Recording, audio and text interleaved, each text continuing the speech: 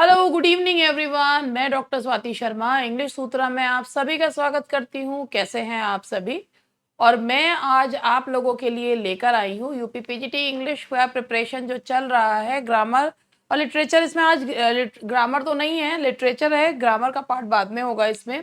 आज मैंने जैसा आप लोगों से कहा था कि एक राइटर के बारे में थोड़ा सा बताकर उसके बाद उसके क्वेश्चंस करवाऊंगी, तो आज मैंने वॉल्ट विटमैन के बारे में जो है वो लिया है और उनके बारे में बताते, मतलब उनका थोड़ा सा जीवन परिचय, थॉट नहीं, थोड़ा सा कुछ पॉइंट्स लिए हैं और उसके बाद उन्हीं पर आधारित क्वेश्चंस जो हैं वो मैं आप लोगों को करा रही हूँ।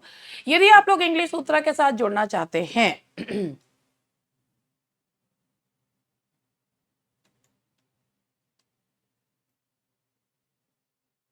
Just give me second.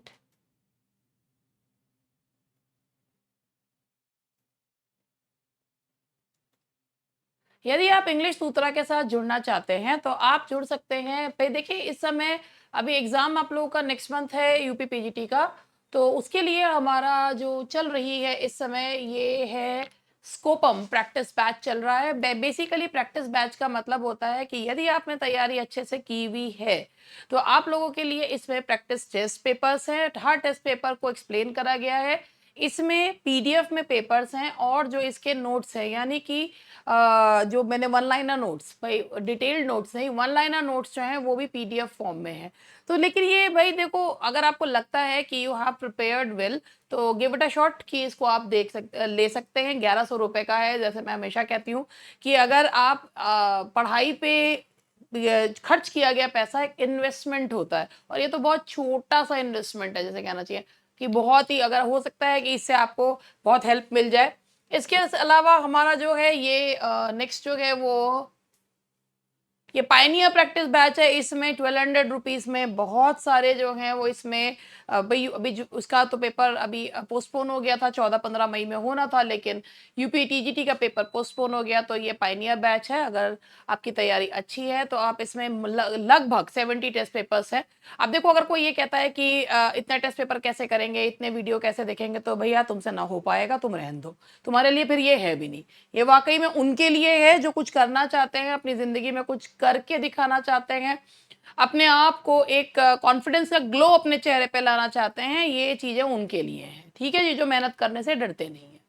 और बाकी तो हमारा जो है डी ट्रिपल एस बी का जो बैच है, ये है हमारा डी ट्रिपल एस बी का बैच है, जिसमें लिटरेचर प्लस ग्रामर, यहाँ नोट्स आपके घर पर आते हैं। मगर भैया ये मैं एक चीज आप लोगों को कहूंगी, इतने कुछ लोग, इतने इस बैचेस में इतना ज्यादा ये हो रहा है कि अभी इसलिए ऐप पे सिक्योरिटी का और उसका वो बहुत हो रहा है कि भाई चोट्टे इतने हो रहे हैं ना आजकल, बहुत ज्यादा। और इसके अलावा टीजीटी का बैच है, यूपी टीजीटी का है तो पीजीटी का भी, लेकिन अब पीजीटी का तो बेकार है। तो अब भी ऐसा नहीं है कि अगर आप तैयारी करना चाहते हैं, 10 जगह से तैयारी कर चुके हैं, लेकिन आप सोचते हैं कि भाई चलो एक बार इन मैडम को भी देख लें, वैसे तो यूट्यूब पे तो हमें सही लगती हैं, तो आप इसको भी देख सकते हैं। इसमें भी नोट्स जो है आपके घर पे आते हैं। चलो, अब ये 5500 का बैच है ये वाला, और अब मुझे जो है करवाना है, ये रहा पेनेशिया सीरीज टेस्ट 7। और ये है वॉल्ट विटमैन के बारे में मैं पहले आपको बता दूं। सबसे पहले वॉल्ट विटमैन जिन्हें फादर ऑफ फ्री वर्ड्स कहा जाता है, इनको अमेरिका का रिप्रेजेंटेटिव पोएट माना जाता है। What is the meaning of representative? कि ये अपनी एज को रिप्रेजेंट करते थे। इनका जो सबसे फेमस कलेक्शन है that is leaves of grass. Through out his life he kept on उसको एडिट करते गए। तो लीव्स ऑफ ग्रास इनका पोइट्री कलेक्शन है। ये कहा जाता है द बाइबल ऑफ डेमोक्रेसी। इसका पहला एडिशन आया था 4 जुलाई 1855, यानी कि अमेरिकन डे, जो अमेरिकन इंडिपेंडेंस डे है, 4 जुलाई 1855 में ये 12 पोएम्स के साथ आया था। और उसके बाद जो लास्ट एडिशन था वो आया death bed edition that came in 1891-92। इसके ये लगभग ये से लेकर यहां तक 9 एडिशंस आए। तो जो इनका जो पहला ये वाला एडिशन आया था वो 1855 में आया था, डेथ बेड एडिशन 1891, और ये सारे मिला के हैं 9 editions. The Long Islander periodical was founded by Walt Whitman in 1838। इन्होंने एक पीरियोडिकल जो है वो फाउंड किया था और जिसका नाम था the Long Islander periodical. Whitman का ये पीजीटी 2004 का आया हुआ क्वेश्चन भी है कि विटमैन का मानना था कि आर्ट भी ट्रीज और श्रब्स की तरह बढ़ती जाती है, बढ़ती जाती है। एमर्सन का वॉल्ट व्हिटमैन के ऊपर काफी प्रभाव था, और वॉल्ट व्हिटमैन जो है ब्रुकलिन ईगल के एडिटर थे, और उसके अलावा उन्होंने एक anti slavery paper weekly Freeman भी जो है उसे एडिट करा है। उनके एक कलेक्शन ऑफ पोएम्स हैं ड्रम टैप्स, जो कि जिसमें वॉर पोएम्स हैं। तो ये मैंने कुछ पॉइंट्स लिए थे। अब इससे संबंधित राइटर से संबंधित क्वेश्चंस जो हैं वो लेते हैं, और ये पहला क्वेश्चन ही आप लोगों के सामने आया। The representative poet of America is, that is Walt Whitman, और इनको फादर ऑफ फ्री वर्ड्स भी कहा जाता है। Is also known as father of free words. ठीक। Drum Taps is a series of poem from the pen of Walt Whitman, Frost, Shelley या Emerson। तो आप लोगों को सभी को पता, अभी मैंने बताया कि Drum Taps is a poem of is a collection of poems on war, और किसके द्वारा लिखा गया है? वॉल्ट व्हिटमैन के द्वारा। लीव्स ऑफ ग्रास कब आई थी? अभी आपको मैंने बताया अमेरिकन इंडिपेंडेंस, पहला जो एडिशन आया था 12 पोएम्स के साथ, जिसे जो द बाइबल ऑफ डेमोक्रेसी कहा जाता है, द 4th of July 1855। और ये वो दिन है जिस दिन अमेरिका जो है इंडिपेंडेंट हुआ था, और ये वही दिन है जिस दिन मैं पैदा हुई थी। 1855 में तो मैं नहीं हुई थी, लेकिन हाँ 4th of July। How many edition came out of leaves of Grass? कितने एडिशंस आए? मैंने आपको बताया था कि 4 जुलाई 1855 से डेथबेड एडिशन तक 9 एडिशंस आए। The answer is B, 9। The female equally with the male I sing, Whitman's, this line is from one of Whitman's poem, which one? Oneself I sing, the gift outright, oh captain my captain, I hear it was charged against me। तो ये the female equally with the male I sing, ये इस poem की line है जिसमें उन्होंने जो है डेमोक्रेसी को सेलिब्रेट करा है। One self I sing. Adam and Eve appear, then their myriad progeny after them, wandering, yearning, curious with restless explorations, these lines appear in। ये लाइन किस में देखने को मिलती है? और मैं आपको इसके बारे में थोड़ा सा और बताना भी चाहूंगी। Whitman's prayer of Columbus, Whitman's passage to India, Whitman's O captain my captain, या none of these?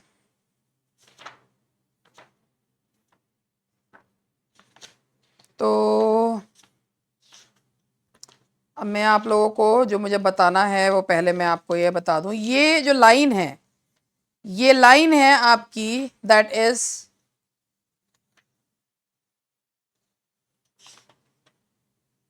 Passage to India. ये याद रखिएगा, अ पैसेज टू इंडिया नहीं है ये। कई बार ना क्वेश्चन में a passage to India, passage to India दे रखा होता है, स्टूडेंट्स कंफ्यूज हो जाते हैं। ये बिना आर्टिकल का है, विटमैन्स पैसेज टू इंडिया। ये जो पोयम है वॉल्ट व्हिटमैन की, इसके बारे में मैं आपको बताना चाहूंगी कि व्हिटमैन की पैसेज टू इंडिया जो पोयम है, इसमें उन्होंने जो है ये 9 सेक्शंस में, this poem is in 9 section. इसकी जो थीम है वो स्पिरिचुअलिटी है। इसमें उन्होंने ट्रांस अटलांटिक केबल, सुएज कनाल, इनके बारे में बताया है, और इन्हीं चीज़ों ने पोएट को इंस्पायर भी करा है पोयम लिखने के लिए। तो ये जो पोयम है, फिर याद रखिएगा 9 सेक्शंस में है, और इसके आगे आर्टिकल नहीं लगा हुआ है।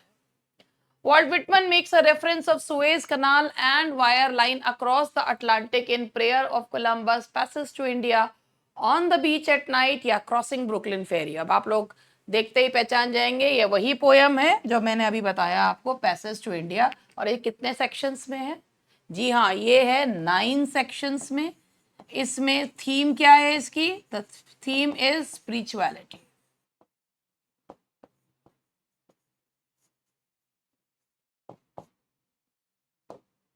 ठीक है जी। The truth must dazzle gradually. This line is from Whitman's Tell All the Truth, Native Moment, Song of Myself, Crossing Brooklyn Ferry। हो सकता है ये क्वेश्चन आपको अन्य किताबों में भी मिले। सबसे पहले मैं आपको ये बता दूं, ये विटमैन की पोयम नहीं है, ये एमिली डिकिंसन की पोयम। ठीक है जी। मैं चाहती तो इसे ठीक कर ना करवाती, केवल पोयम का नाम बता देती।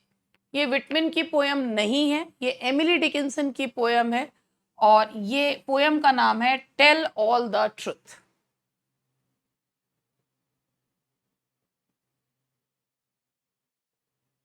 Something there is more immortal, even the stars is from. Whitman's On the Beach at Night.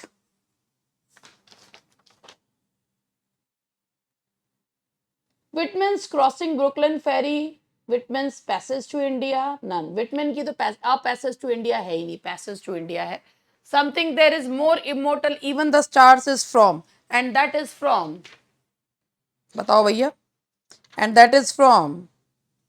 On the Beach at Night. इसके बारे में बता देती हूँ. On the Beach at Night is a poem from Leaves of Grass. ये जो है, in this poem the poet wants to understand the mystery of the world. इसमें दिखाया है कि he understands the mystery of the world with the help of a girl and her father. Girl जो है वो इनोसेंस एंड सिंप्लिसिटी रिप्रेजेंट करती है and father wisdom को रिप्रेजेंट करते हैं. She is on the beach with a father और जब वो पानी को, आसमान को देखती है तो शी इज ऑ स्ट्रक. तो काले बादलों को देखकर वो बहुत ही ज़्यादा डर जाती है और फादर जो है उसे कहते हैं कि ये जो बादल है, ये जो एक्लिप्स होता है, ये टेम्परेरी होता है. तो on the beach at night क्या है ये, और ये लाइन है on the beach at night जिसमें Whitman understands the mystery of the world with the help of a girl and her father. The phrase, a gigantic beauty of stallion appears in Native Moments, Crossing Brooklyn Ferry, Animals या None. चलो जी जल्दी जल्दी बताओ.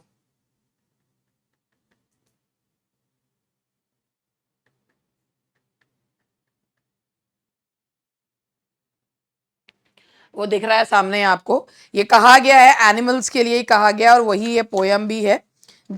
Animals actually song of my self का 32nd song है. Leaves of grass में लिया गया है और इसमें ना जो पोएट है ये जस्ट लव्स एनिमल्स. उतने शांत होते हैं. तो जाइगेंटिक ब्यूटी ऑफ स्टालियन, तो ये जो है एनिमल्स का में कहा गया है. और वो कहते भी हैं I want to live with animals, क्योंकि वो बहुत कंटेंटेड होते हैं, बहुत इनोसेंट होते हैं और they do not have to sweat for a living. वो कोई पाप नहीं करते हैं, वो अपनी ड्यूटीज गॉड के प्रति डिस्कस नहीं करते. They are pure souls. Song of myself जो है section 32. I want to wait till you bro my mate to me. This line is from Whitman's When Lilacs Last in the Dooryard Bloom, Native Moments, or Crossing Brooklyn Ferry, Out of the Cradle Endlessly Rocking.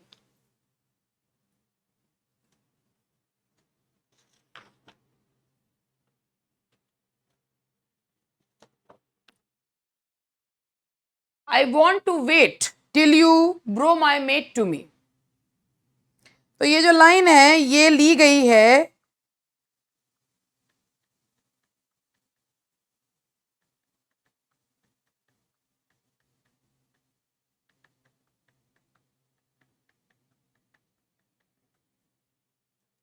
and that is out of the cradle endlessly rocking.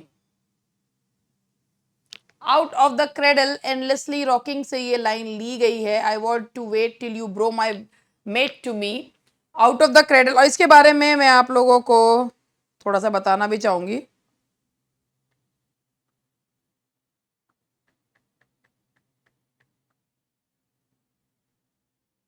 देखिए, out of the cradle endlessly rocking ये Whitman की बहुत ही ज्यादा complex poem है.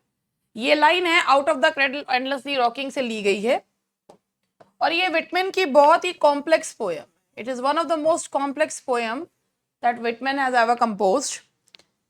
ये इसमें जो है ना 3 इमेजेस हैं, a boy, a bird and sea. ये तीनों बॉय, बर्ड एंड सी की इमेज पोएम की थीम को जो है वो डेवलप करते हैं. सी जो है is the symbol of life और creation. Bird is the image of soul of the poet or inner self. और boy is the symbol of curiosity. 3 images इसमें, sea, so bird and a boy. Sea image है किसकी? Creation की। Bird is the image of soul of the poet और inner self, and boy is the image of curiosity. ये जो poem है यहां पर ये इसमें इस पोयम के through he reveals a note of hope and faith. तो ये जो पोयम है बहुत ही कॉम्प्लेक्स पोयम है, 3 इमेजेस हैं, याद रखिएगा।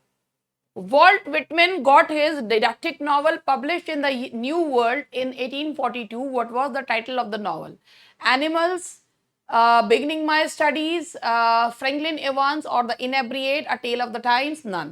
वॉल्ट विटमैन का जो डिटेक्टिव नॉवल है जिसे कहा जाता है फ्रैंकलिन इवांस और द इनेब्रिएट, एक्चुअली ये एक टेम्परेंस नॉवल है जिसमें एक लड़का जो है फ्रैंकलिन इवांस किस तरीके से शराब का आदी हो जाता है, किस तरीके से शराब को छोड़ने की कोशिश करता है, ये बताया गया है। Walt Whitman edited an anti-slavery paper in Brooklyn. The paper was The Freeman, The Bondman, The Slaveman, The Daily News. अभी मैंने आपको ये वाला बताया भी था। इस पेपर का नाम है द फ्री मैन। पेपर का नाम है the free man, the weekly free man. The first song of myself presents a symbolic man of 19th, 20th, 21st या 22nd सेंचुरी। देखिए भाई इनकी पोएम्स जो हैं वो 19वीं सेंचुरी के मैन को बताती हैं। 19th century.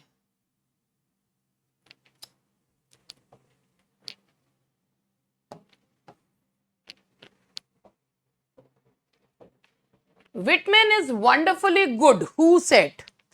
किसने कहा है कि विटमैन जो हैं वो बहुत ही बढ़िया थे? थोरियो, एमरसन, डिकिंसन, फ्रॉस्ट। विटमैन के ऊपर एमरसन का प्रभाव देखने को मिलता है, लेकिन इसका मतलब ये नहीं है कि ये कथन भी एमरसन का ही है।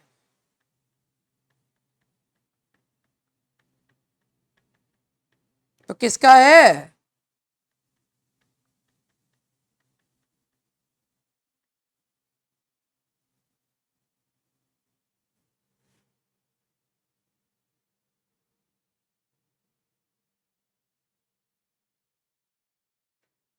देखिए ये जो कमेंट है ये अमेरिकन ट्रांसेंडेंटलिस्ट का है, दैट इज थोरियो। ये थोरियो का कथन है।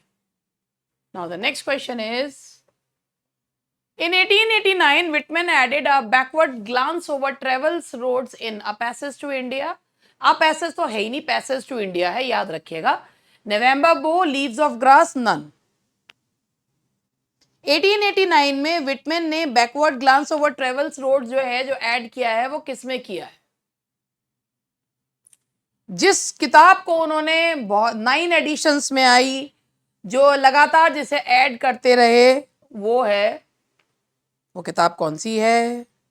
जिसे कहा जाता है बाइबल ऑफ डेमोक्रेसी। लीव्स किसका सिंबल है? वो जनता का सिंबल है। तो आप समझ ही गए होंगे, and that is leaves of grass.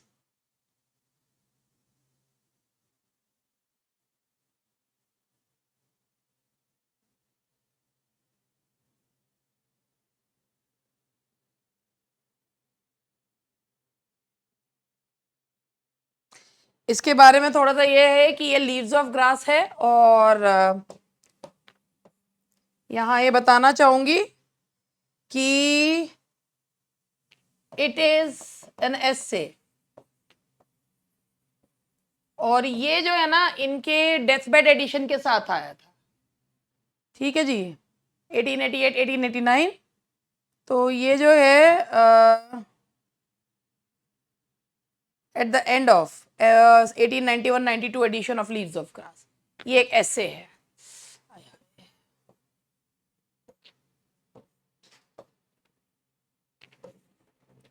The first edition of leaves of grass appeared in, ये तो हो गया वैसे, 4 जुलाई 1855। The answer is 1855, that is 1855। Leaves of Grass is a book on aristocracy, slavery, democracy, none. ये मैंने आपको बताया था कि it's a Bible of, it is called the Bible of democracy. The answer is सी।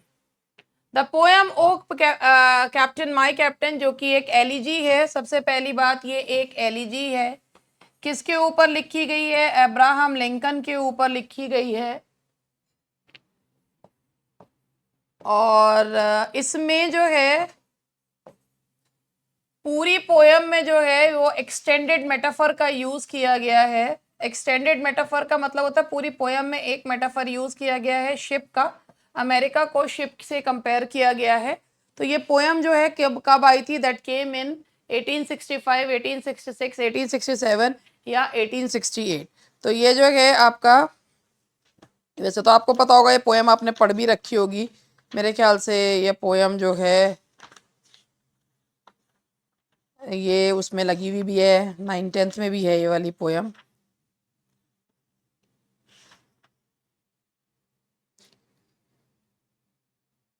और बाकी तो मैंने आपको बता ही दिया। ये Abraham Lincoln president of America रहे थे 1860 से 65 तक। और लिंकन जो है वो स्लेवरी को एंड करना चाहते थे। He wanted to end slavery. इसके लिए सदर्न स्टेट्स के साथ उन्होंने एक सिविल वॉर भी वेज किया था। वो जीत गए थे, लेकिन जॉन विल्कीस बूथ के द्वारा उनको हत्या कर दी गई थी, वो भी कहाँ? थिएटर में। और इस बात से पोएट जो है एक पर्सनल लॉस फील करते हैं। ये पोयम जो है एक 3 स्टेंजास में पोयम है, 8 लाइन्स हैं। और ये 1865 में, यानी कि जिस समय उनकी मृत्यु हुई उसी समय ये कंपोज की गई है, 1865। When lilacs last in the dooryard bloom is in free verse and contains, ये भी एक एलिजी है। When lilacs last in the dooryard bloom, ये भी एक एलिजी है। और ये कितने लाइंस में है? ये 16 सेक्शंस में है। ये 16 सेक्शंस में है। ये भी अब्राहम लिंकन की मृत्यु पर ही लिखी गई है।